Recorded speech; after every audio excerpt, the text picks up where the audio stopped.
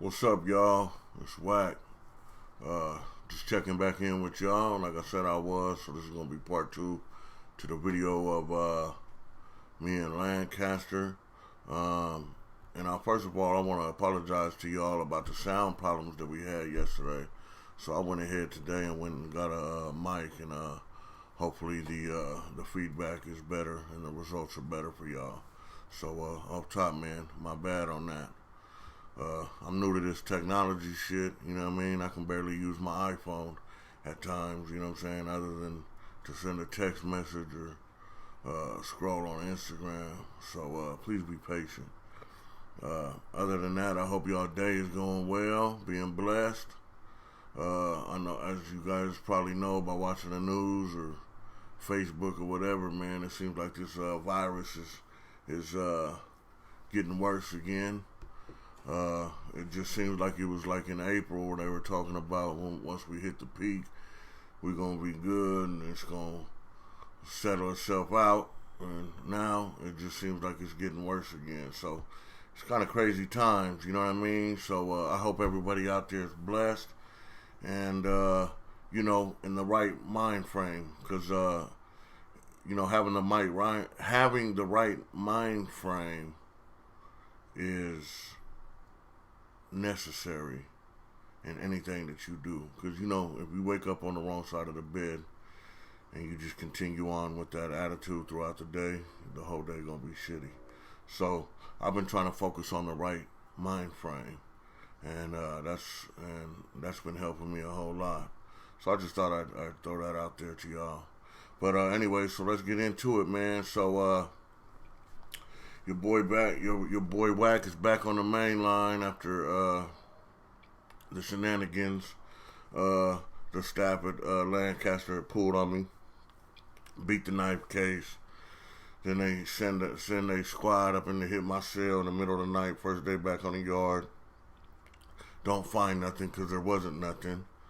Then throw me in a cell by myself, and then all of a sudden they supposedly get a kite from the white saying that they gonna move on me or something like that, knowing damn well I had been there for a year or better and ain't nothing happened. So I knew that was bullshit, and they ended up kicking me back out to the main line. So here I am back on DR, back in the SAP program, and instead of them sending me to building 4 or whatever, they sent me straight back to the SAP building, which is building 5, where all the homies was, including the homie Lil Paul Blue, rest in peace. So I get back in the building. They throw me up in a cell up there in 244.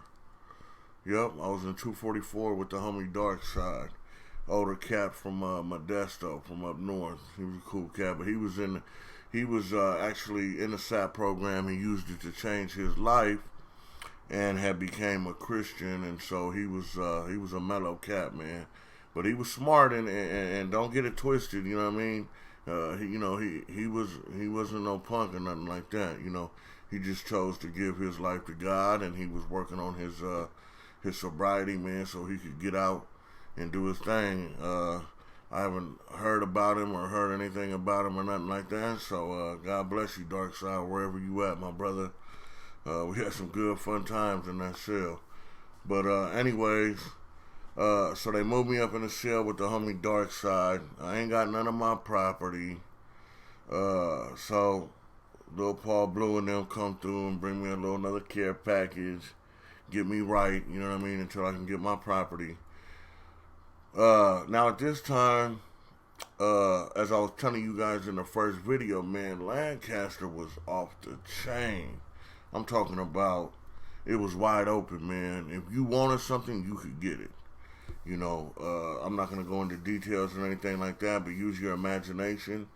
Whatever you wanted, you could ascertain. I mean, you could obtain it for sure.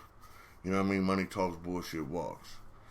And so, at this time, a couple of the homies were making moves, and they were making, you know, the moves they were making was bringing a lot of money, was making a lot of money. So every homie, our sales were you know, we didn't go.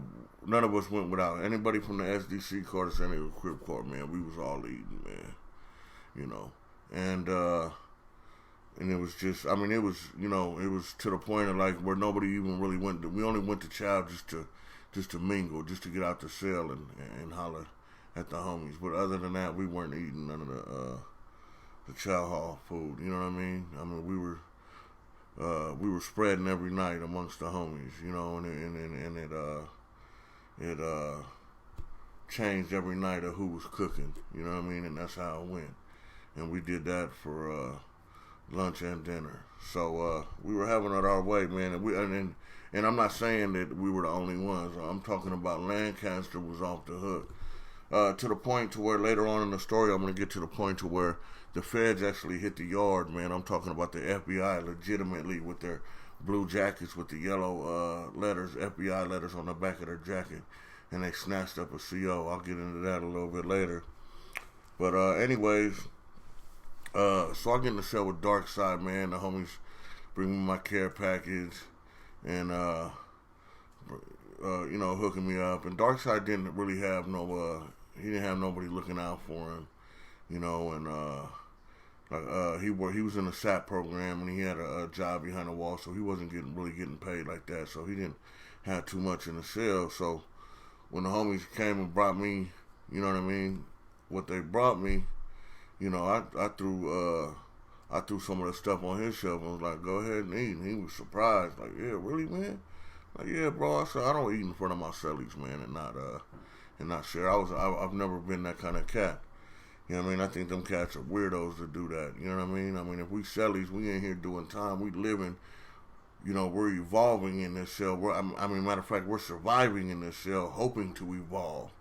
You know what I mean? I'm not just going to sit here and eat in front of your face while you sitting there starving because you done ate your sack lunch earlier because breakfast wasn't enough or your dinner wasn't enough. You know what I mean? So, Rando off top, you know what I mean? If I'm eating in my celly finna eat too. And so when they brought my property, anybody that knows, anybody that's been to the pen knows, man, that they can fuck you around on your property, man. And so I finally got my property back. And a gang of shit they kept, man, because they said I had too much property. But it was, like I said, it was so crazy, and I didn't even sweat it, man. I'm like, I'll get that back in 2 weeks, you know what I mean? And it was just ridiculous. So by the time I got my property, I filled up Dark Side shelves, filled up my shelves, had under the bunk. You know what I mean? Pretty much stacked up, man. And, you know, we were doing it, man. We were cool. He had got a TV, a loaner TV, from some cat. And then the cat had wanted it back. So what I did was I got at the homie, Paul Blue, and I asked him, like, hey, give my celly a TV, bro, if you can. So he went ahead and pulled some strings, and he got the homie a TV and shit. And, man, Darkside, that dude was so happy. Man, for real, this is me? I ain't got it. Man, that's you, bro. Don't even trip. And, but anyways, so we back on the yard chilling and doing all that. And, so, homie hits the yard. He was previously on B yard. And on B yard, there was some good homies over there on B yard as well, and we used to keep in contact with them. You know what I mean? Through kites or whatever other channels we used to go through, and just to keep tabs on the homies and all that. You know what I mean? Make sure everything was straight. Well, a homie came over to our yard from B yard, which isn't that you know, out of the ordinary because they do it all the time. But as soon as he got to the yard, I mean, he jumped straight to the gambling table, man. And he was over there, man, and, you know, I remember that one of the homies saying to Lil Paul Blue, like, man, this dude, you know what I mean, he showed his gambling, but when he came with his property, he really didn't have no canteen. So that was kind of like the first little red flag, right? So anyways, you know what I mean, we doing our thing and shit, and then we go back, it's yard recall and shit, we go in the cells, boom, come back out for chow, and so he come up to the homie little squeak box and was like, hey, man, you got $50 I can borrow? And the homie looking at him like, for what? And he like, man, I was out there gambling, man. I'm supposed to get the rest of my property. They kept my property on, they got my property mixed up on B-Yard, moving over here, and I'm supposed to get it back the end of this week. And the homie like, nah, homie, you know what I mean? It don't work like that, bro. You know what I mean? Because when he hit the yard, and the homie seen that he wasn't working with a lot, we blessed him with a care package just like we did every other homie that hit the yard. You know what I mean? And so the homie's wondering, like, you know, why do you need this money? Well, come to find out, he owed everything that we had given him on top of $50. So that didn't, you know what I'm saying? So the homies hit the back channels to find out this dude's backstory. Took like a day or two to come back. This dude that did the same thing on B-Yard and ended up getting into it with a cat, and then they ended up moving him over there to where we was at. So the decision was made that, you know what I mean, this dude had to get up out of there, man. And, you know, so we had went ahead, homie, and the next morning, after chow at the work gate, waiting at work exchange, in front of work exchange, after coming out to chow hall, me and two other homies took off on him and kind of, you know, disciplined him right there in front of the chow hall. And they laid the yard down, and I got sprayed right in the face with the Super Soaker, man, which is the big, you know, the COs carry the little handheld OC sprays, and the jet stream off of that isn't that big, but I mean, it'll fuck you up.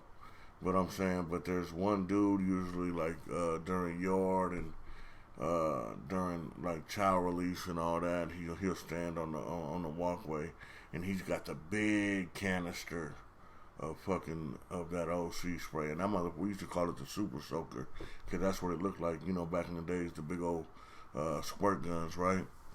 And so, man, but I got hit right in the motherfucking face, in the mouth with that motherfucker, man. Oh, fuck me up. And so anyways, man, they end up taking dude to the hole, and then they just put me and the two homies back in our cell, put us on CTQ, which is confined to quarters, and put us back in our cells, in our respective cells. So anyways, that happened in the morning, right after chow, during work exchange, and that afternoon, I'm sitting in the cell and shit. Matter of fact, I'm doing burpees, and my celly's out on yard and shit. Everybody's out on yard. Basically, the only people in the building are like the porter and whoever else didn't go to yard or whatever. But mostly everybody was outside. Next thing you know, the yard go down, and then they called whatever code they call when it's kind of like not a full scale riot, but it's kind of like a little melee, and the alarm just kept going off, and that's what kind of like stoked my interest, was that they hadn't cut the alarm off yet, and it was going on and on and on and on and on, right? You know what I mean? And usually, you know what I'm saying, once they have the two combatants or whatever, who's ever fighting, once they have them secured and in plexi cuffs or in handcuffs or whatever, they'll cut the alarm off. But this shit was going. I'm talking about 5-10 minutes in. I'm like, damn, what the fuck happened? You know what I mean? And anyway, they start bringing dudes back into the building and shit. And my celly gets in there and I ask Darkside, what happened? He said, man, he said, the Asians, the others got into it with the Southsiders. I was like, oh shit, really? He was like, yeah, on the basketball court. I said, oh damn, okay. And the crazy thing about that was that, like I told y'all, I got a homeboy, a Samoan homeboy from SOS, the homie G-Nut. He was my next door neighbor. I used to, you know what I mean? Like, I was, you know what I mean? That was my dog. But, you know, he hung out with the Crips. But, I mean, he still was in the cell with a Samoan. And, like, the others would hang out I mean, they had their own table and shit. And they would hang out, like, pretty much by themselves. But they would more talk to blacks than they did anything else. But it was crazy when they played basketball. They always played basketball on the Southsider side of the court, or even with the Southsiders. I had never seen no shit like that. You know what I mean? And I remember getting at the homie Gina. I'm like, what's all that about? You know what I mean? That's why I don't fuck with them like that, bro. I said, okay, I get it. You know what I mean? Because usually if the others, in some pens, the others, they lean towards the Southsiders. That's not all the time. That's kind of a rarity, but I've seen it to where, you know what I mean, where the Asians were playing basketball or whatever on the Southside. So, but for the most part, they're with the blacks. So that shit was kind of odd to me. But anyways, to keep the story going. So we went on lockdown. So we're thinking the next couple days, they're gonna come. Lancaster was famous, man. You could read the COs. You could bet $1 million on the program of what's gonna happen after an incident. You could bet $1 million on it, and if you've been there, you're gonna win that bet because they were so consistent on how they did shit. So an incident like that happened on the yard. What they would do was they'd lock everybody down. They'd come do building searches. They'd search all the buildings on the yard. As soon as the building searches were up, the races that weren't involved in that would come up. And then depending on how bad it was, the races that were involved, they would come up. Eventually, like a week or two afterwards.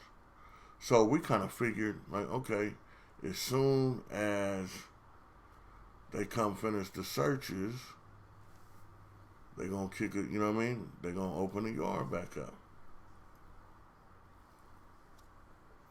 Man, were we wrong.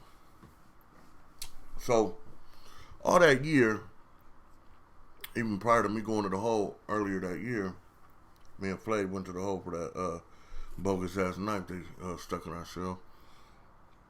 They have been talking about, there had been rumors going around that they were going to change up the program. So, the administration was getting tired, supposedly, of the inmates running the show.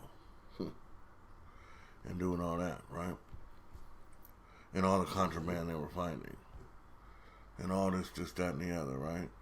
That it was a free-for-all, basically. It was. I mean, Lancaster was the funnest pen I've been to.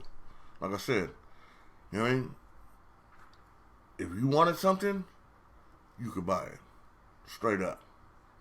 I mean, there were MTAs in there having sex with dudes for money. I'll put it to you like that.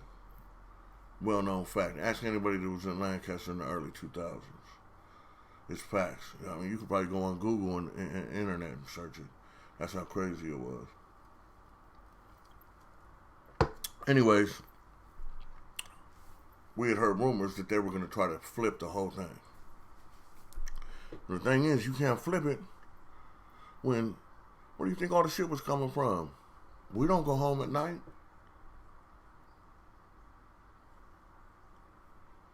Where is it coming from? Come on now. You know what I mean? If it's that big of a problem, it's not coming through the visiting room.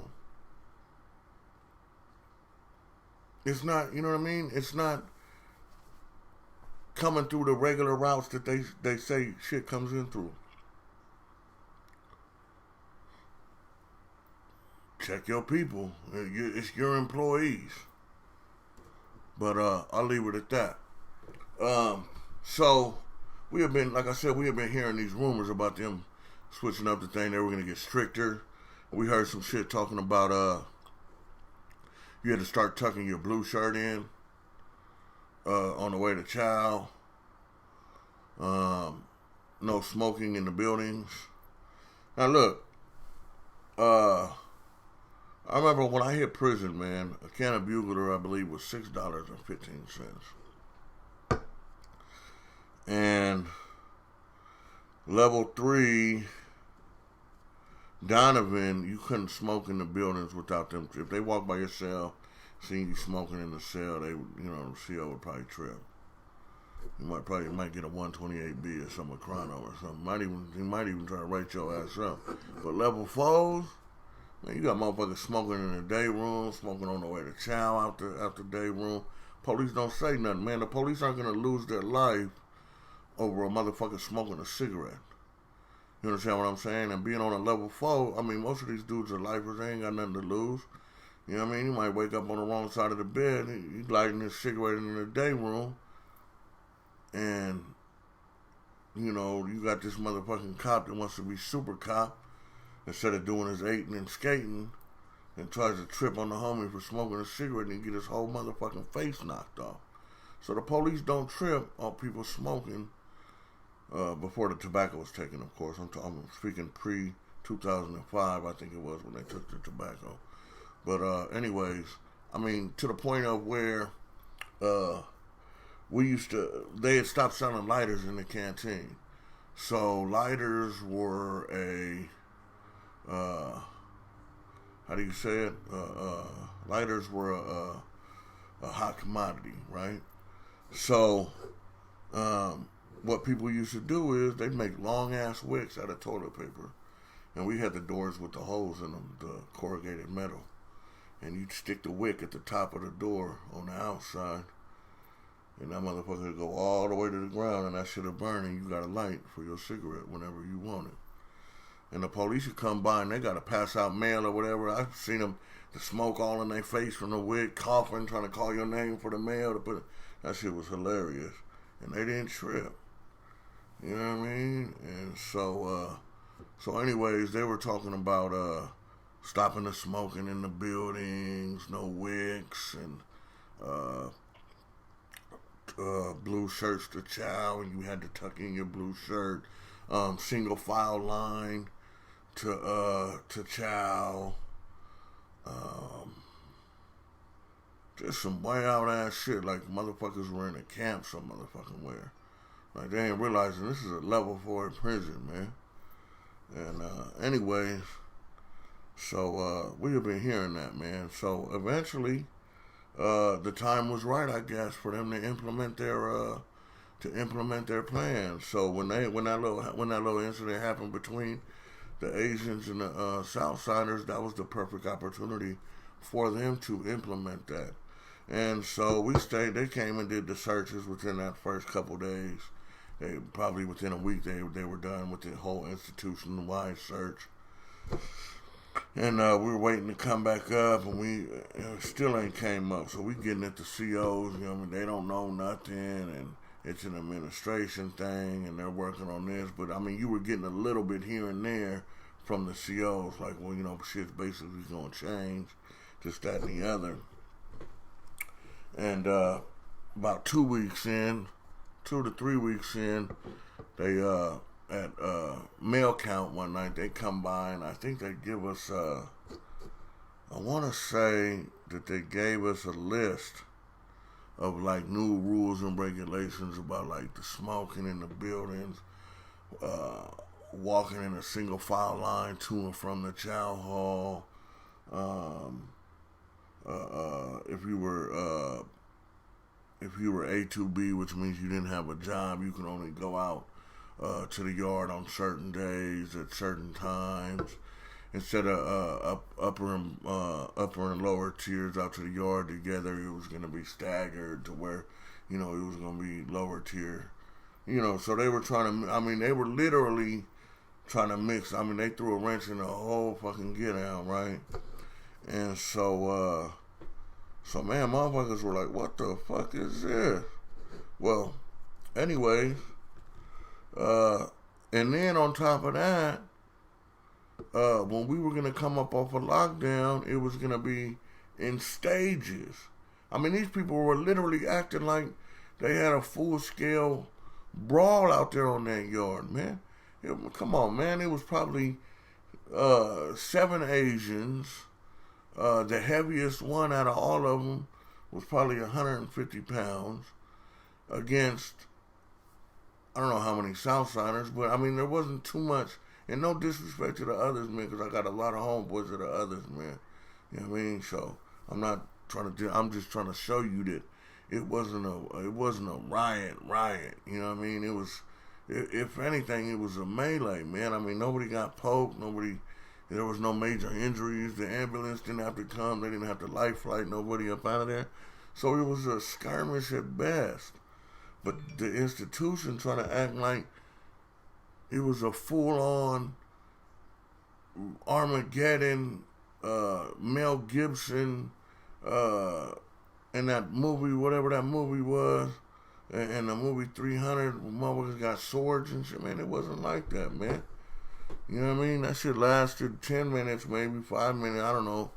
You know what I mean? And it wasn't that bad. But they used that as the catalyst to institute their bullshit, which all prisons do all the time. They wait for the right moment for a motherfucker to act their ass, and then they come and they really act a motherfucking ass. And so that's what they did.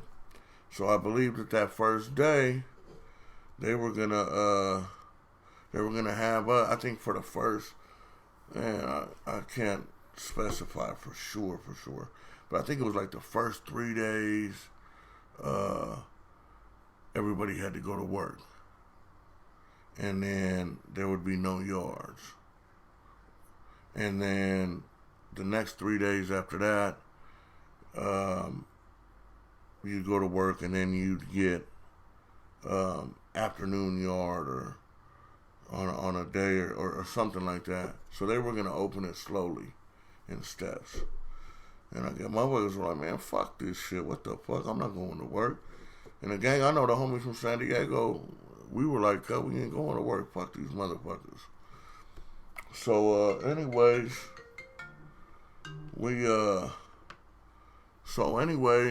excuse me,